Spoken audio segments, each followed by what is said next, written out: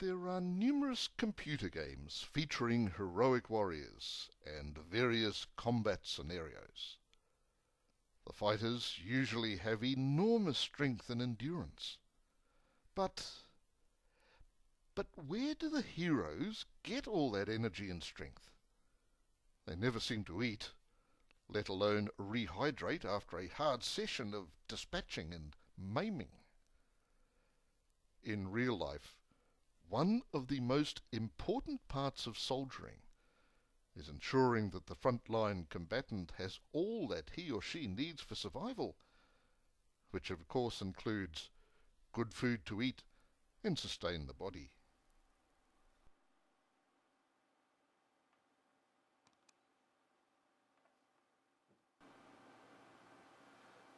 If the computer games were realistic, a hero or heroine could only fight for about 10 minutes before they'd be completely exhausted. Then they'd need a long break, rehydration, and a good meal. Oh, and the good meal would have to be more than pizza or a hamburger.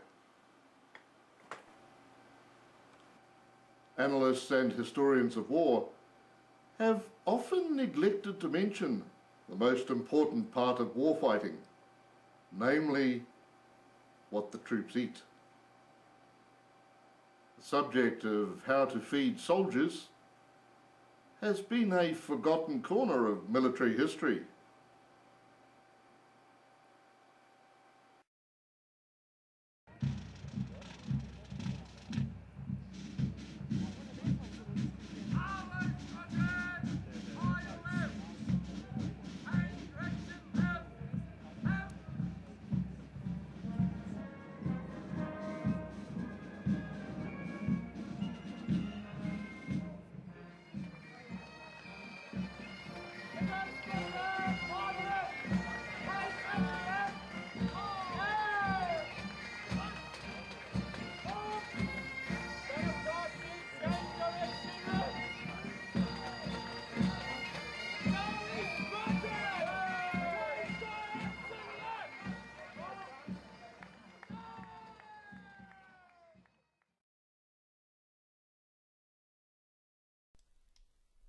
In the 1st century BC in Europe, two major military powers clashed in battle.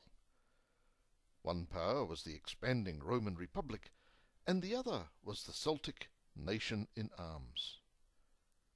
There were a number of hard-fought and very bloody battles, but at the end of the day, the Romans were the victors of the series of wars. They largely owed their victories to vegetables, or more exactly, the fact that their soldiers ate vegetables, whereas their Celtic enemies ate meat.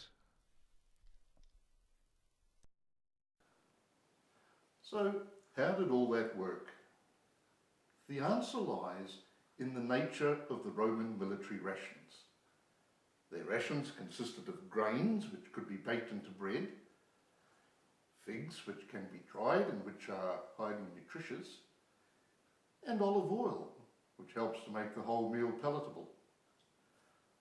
All these foods can be easily transported and will keep for an extended period. This enabled the Romans to establish supply dumps, which could rapidly and easily supply their columns. Grains, dried figs and olive oil, besides being readily transportable and able to be stored for extended periods, were easily obtainable in ancient times throughout Europe and the Middle East. This logistical superiority gave the Romans a crucial mobility advantage. On the other hand,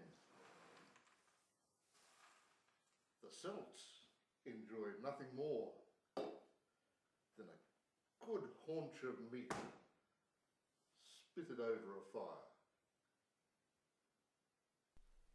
The Celts, needing their meat meals, were restricted by their herds and flocks.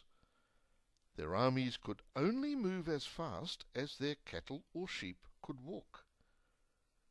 Their rations on the hoof had to stay with the fighting units, so that they could be escorted and defended from fast-moving Roman scouting parties. Even when they won a battle with the legionaries, the Celts could not follow up their victory too far, for fear of outstripping their supply columns. In the end, whatever that supreme publicist and self-promoter Julius Caesar wrote, the crucial factor that led to the Celts' defeat was the fact that they ate meat, and it was not a failure of their fighting ability or strategic skill. So the map of Europe was drawn in ancient times by the different fortunes of a vegetable-eating army versus a meat-eating army. The irony is that, although vegetarians are not generally warmongers, it was the spread of various vegetables that made extended warfare possible. How did it all start? When humans lived a hunter-gatherer lifestyle, it wasn't feasible to arm and send off warring parties that numbered more than a dozen or so. They could only be sustained in the field, as it were, by the sustained efforts of those who stayed in the camp digging for food, and food that was readily obtainable and would last more than the few days the war party was away, was made up of pulses such as lentils, also roots and tubers. When humans learned how to cultivate grains, there became a surplus of production that allowed the development of a group in the community who did not need to be engaged in continually seeking food. Hence there came about the birth of surplus citizens, and those citizens rapidly developed into a noble and warrior class. They demanded the best and biggest portions for themselves, and so maintained an edge in size and strength over the farmers who produced the crops.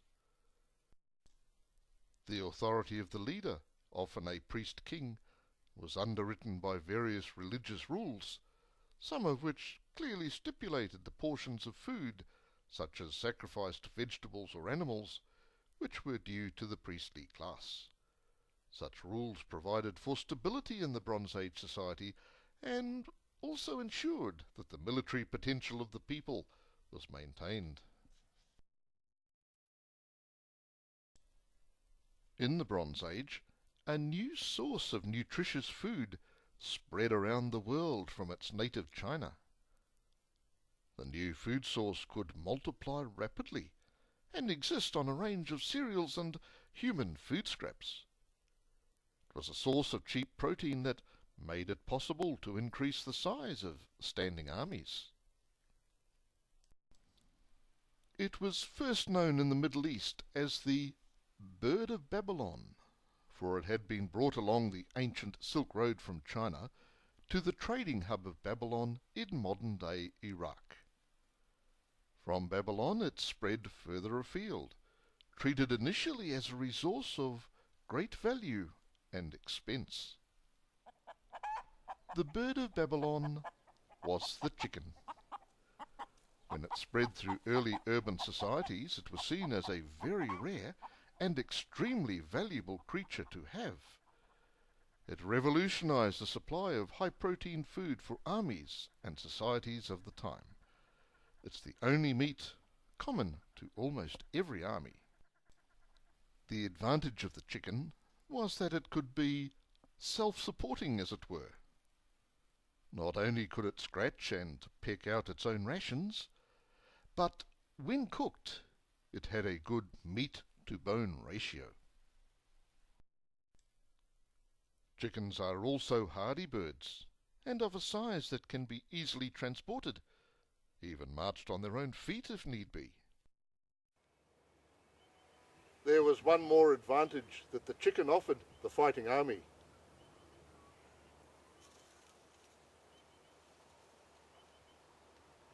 It produced an egg of surprising size, relative to the weight of the bird. And of course, they come in their own hermetically sealed vacuum pack. Kept in the shell, they last for days. If they were pickled or boiled and pickled, they'd last for weeks and months.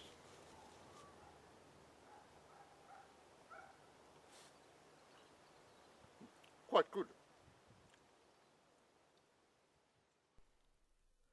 The chicken was one of the military marvels of the day.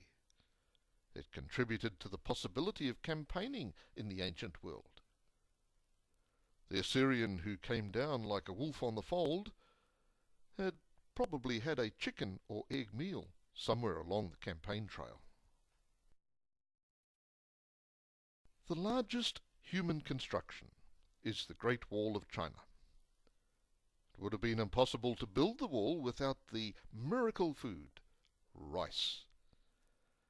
It was simply not possible to gather together and maintain a workforce of hundreds of thousands without being able to provide them with a cheap, plentiful, easily transportable staple. Junks and barges were able to transport the rice for thousands of kilometres, both reliably and economically.